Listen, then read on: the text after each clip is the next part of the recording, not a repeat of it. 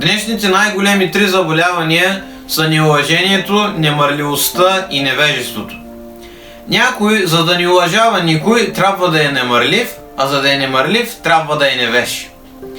Значи, заболяването, което се е превърнало в пандемия, е невежеството.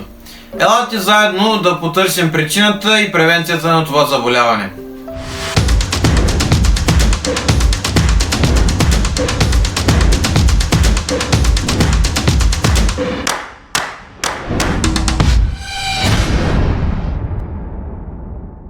Преди да почнем да търсим превенция за пандемията, трябва да се запознаем с самата болница.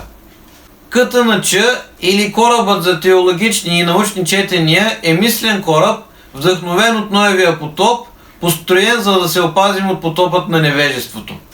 КТНЧ, чиято цел е да покаже, че има хора, които казват стоп на невежеството, е общност, която споделя с хората само това, което знае и мисли. Можете да последвате Theological and Scientific Reading Ship в YouTube, Instagram и Facebook, за да бъдете информирани от всеки видеоклип.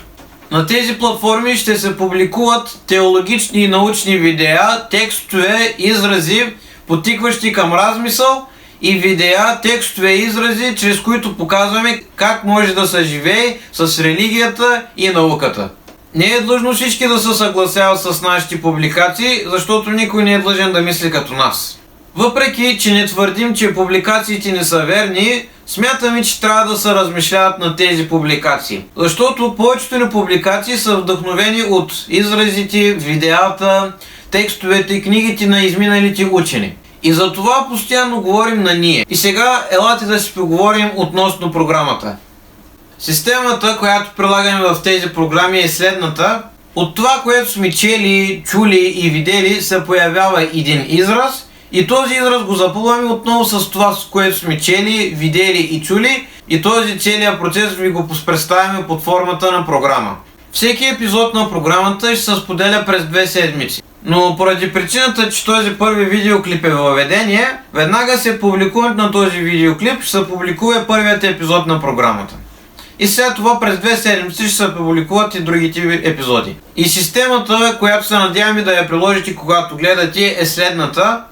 Задавайте се по много въпроси. И тези въпроси, ако са от вида на какво се разказа, защо се разказа, единствено тогава ще има полза за вас от тази програма.